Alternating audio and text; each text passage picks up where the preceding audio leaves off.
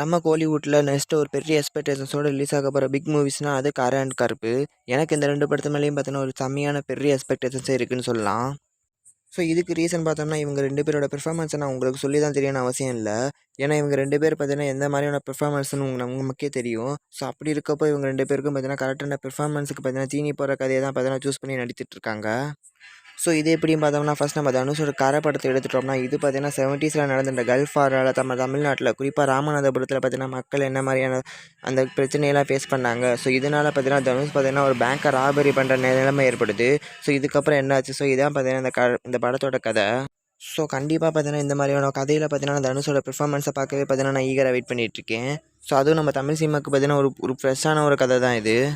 Next நம்ம சூர்யாவோட கருப்பு படத்தை எடுத்துட்டோம்னா இந்த படத்தோட ஸ்டோரி லைன் பார்த்தீங்கன்னா பெருசாக இன்னும் லீக் ஆகலை. ஆனால் கடத்த வரைக்கும் பார்த்தீங்கன்னா இவர் பார்த்தீங்கன்னா லாயராகவும் இருக்கார், ப்ளஸ் கருப்பசாமி ரோலும் பார்த்தீங்கன்னா ப்ளே பண்ணுறாரு. ஸோ உங்களுக்கே தெரியும் சூர்யாவுக்கு சும்மா பார்த்தீங்கன்னா நடிப்பின் நாயகன் பார்த்தீங்கன்னா பேர் கொடுக்கல. ஸோ என்ன மாதிரியான பெர்ஃபார்மன்னு ஸோ அப்பேற்பட்ட பெர்ஃபார்மர் பார்த்தீங்கன்னா கருப்பசாமி ரோல் ப்ளே பண்ணுறப்போ கண்டிப்பாக பார்த்தீங்கன்னா எனக்கு பெரிய எக்ஸ்பெக்டேஷன்ஸ் தான் ஏற்படும். ஸோ நான் ஆல்ரெடி சொன்ன மாதிரி இவங்க 2 பேரோட பெர்ஃபார்மன்ஸை வச்சு கரெக்டாக இந்த படம் பார்த்தீங்கன்னா ஸ்க்ரீன் ப்ளேல மட்டும் கரெக்டாக ஒர்க் பண்ணிட்டாங்களே கண்டிப்பாக பார்த்தீங்கன்னா 200 கோடி கலெக்ஷனை பார்த்தீங்கன்னா 2 படமே பார்த்தீங்கன்னா தொட வாய்ப்பு இருக்குது.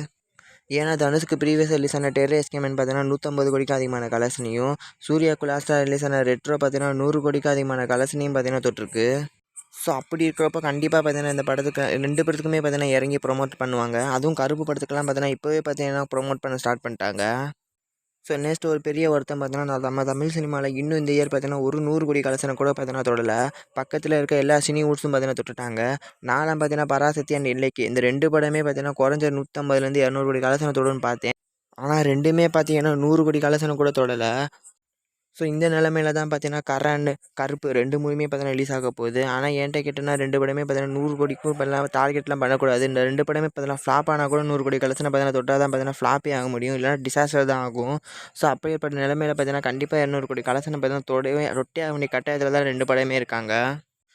ஸோ என்னோட ஒப்பீனியனை நான் சொல்லிட்டேன். ஸோ நீங்கள் சொல்லுங்கள் ஃபைனலாக இந்த 2 படத்தில் பார்த்தீங்கன்னா எந்த படம் பார்த்தீங்கன்னா 200 கோடி கலெக்ஷனை தொட வாய்ப்பு இருக்குது? சில 2 படமே பார்த்தீங்கன்னா கூட தொட வாய்ப்பு இருக்கான்னு உங்கள் ஒப்பீனியனை கமெண்ட்டில் சொல்லுங்கள்.